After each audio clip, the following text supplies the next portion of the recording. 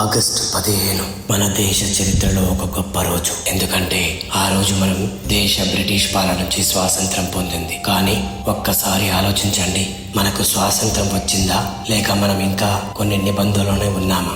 ఎన్నో సంవత్సరాల పాటు మన దేశాన్ని బ్రిటిష్ వారు పాలించారు. మన హక్కుల కోసం, మన భవిష్యత్తు కోసం ఎంతో మంది స్వాతంత్ర్యం సమరయోధులు తమ జీవితాలని త్యాగం చేశారు. వాళ్లకు స్వాతంత్ర్యం అంటే కేవలం ఒక జెండా కాదు, కేవలం ఒక సెలవు రోజు కాదు. స్వాతంత్ర్యం అంటే తన దేశం కోసం బాధ్యతగా నిలబడడం. ఈ రోజు మన చేతిలో స్వేచ్ఛ ఉంది, మనకు మాట్లాడే హక్కు ఉంది, మనకు ఓటేసే హక్కు ఉంది, మనకు చదువుకునే హక్కు ఉంది, మనకు మన జీవితాన్ని మనం ఎంచుకునే అవకాశం ఉంది. కానీ లంచం తీసుకుంటూ, మోసం చేస్తూ, అవినీతిని చూసి చూడనట్టు వదిలేస్తూ, ప్రజల హక్కులని కాలరాస్తూ మనమే మన స్వతంత్రాన్ని బంధించుకుంటే ఆ స్వతంత్ర్యానికి అర్థమేమిటి? దేశాన్ని మార్చేది ఎప్పుడు పెద్ద నాయకులే కాదు, మనలో ప్రతి ఒక్కరూ చిన్న నిర్ణయమే దేశాన్ని మార్చగలదు. రోడ్డుపై చెత్త కనిపిస్తే ఇది నా పని కాదు అనకుండా ఒక అడుగు ముందుకు వేయండి. ఎవరైనా ఇబ్బందుల్లో ఉంటే మనకు చేతనైన సహాయం చేయండి. ఒక పేద పిల్లవాడికి చదువులో సహాయం చేయండి. ఒక వృద్ధుడికి అండగా నిలబడండి. ఆడపిల్లను గౌరవించండి. ప్రకృతిని కాపాడండి. చట్టాన్ని గౌరవించండి. మతం, కులం, ప్రాంతం పేరుతో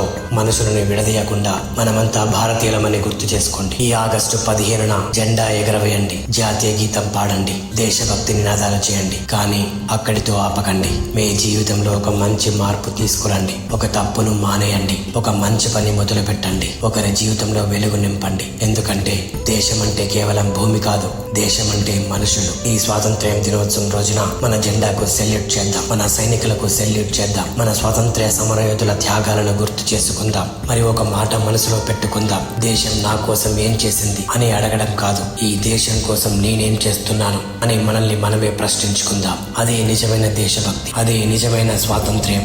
జై హింద్, వందే మాతరం.